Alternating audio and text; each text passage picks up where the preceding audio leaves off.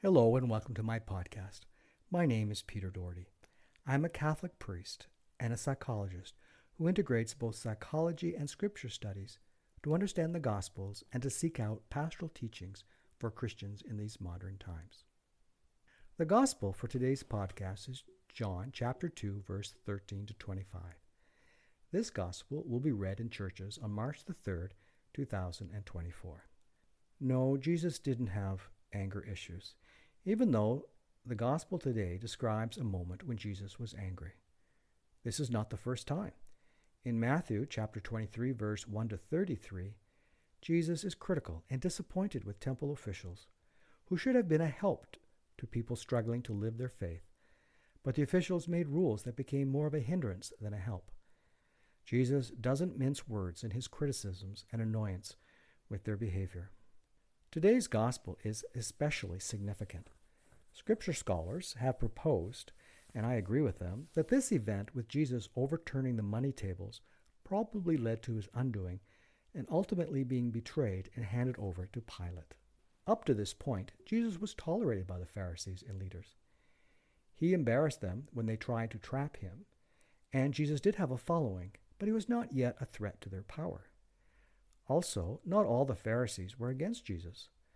Nicodemus was a Pharisee, yet came to see Jesus in the middle of the night to speak with him.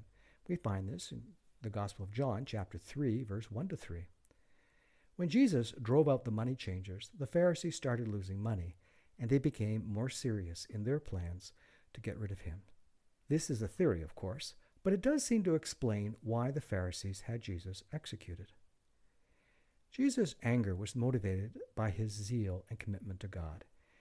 The entrance of the temple had become a marketplace. There were money changers because you could not pay for anything at the temple using anything but the old currency.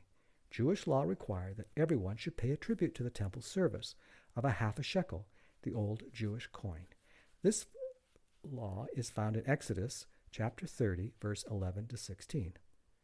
It was convenient to have a place where Roman currency could be exchanged for the Jewish half shekel. The money changers provided this convenience, but they would demand a high commission for this service. Because so many thousands of pilgrims came to the temple to express their religious beliefs, the money exchange was a very profitable enterprise and one that resulted in the oppression of the poor and, of course, the pilgrims. There were also animals for purchase that would be later used for the sacrifices. There was some evidence that the market had grown so large that it was spilling into the rooms reserved for the Gentiles. It was insulting to God, and Jesus' expectation that the temple would be a place of prayer was being undermined. His passion about his beliefs shows in his actions. I am wondering if Jesus spoke about his concerns about the money changers before he took the steps of driving them out of the temple. I have no proof.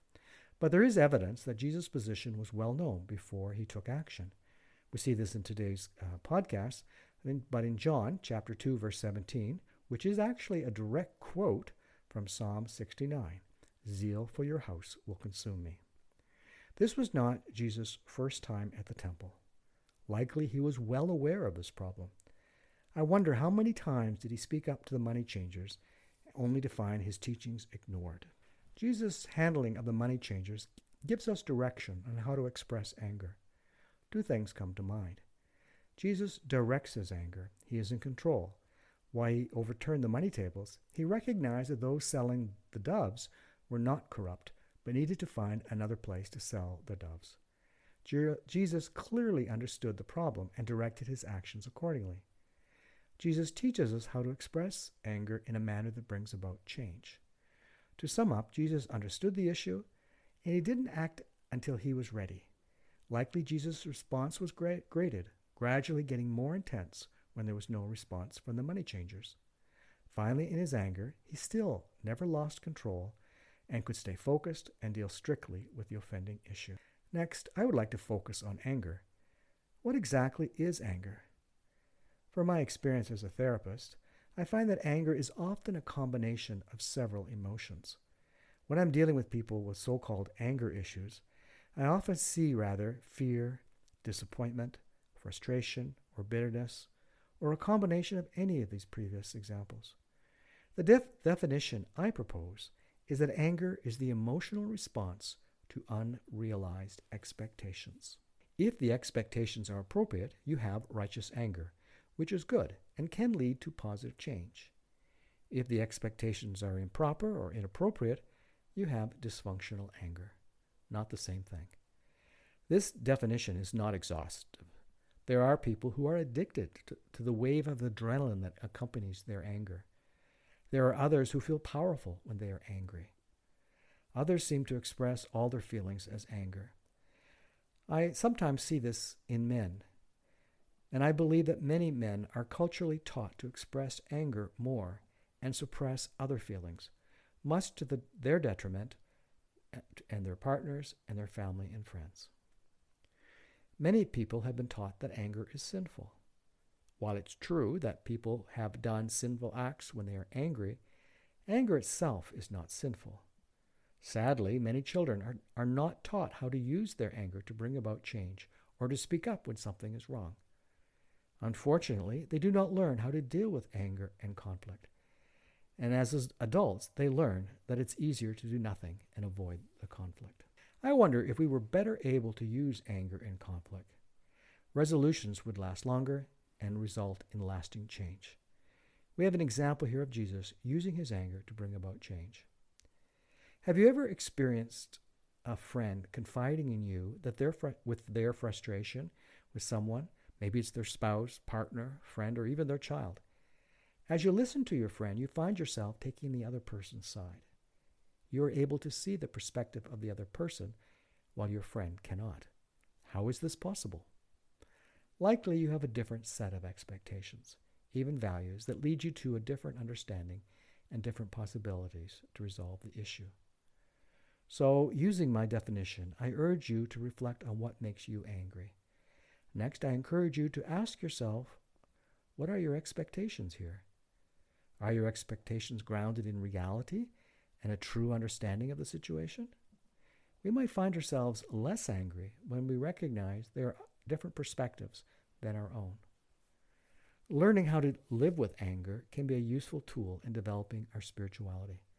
So often, anger is seen as uncontrolled, often referred to as a meltdown, while controlled and measured anger can be a powerful tool of change. Thank you for listening. If this is the first time you've heard my podcast and you are interested in hearing more, I urge you to listen to my podcast listed on the website. Every Sunday, I release a new podcast focusing on the gospel for the following week. I invite you to listen to all the podcasts, and I hope the reflections are useful to you.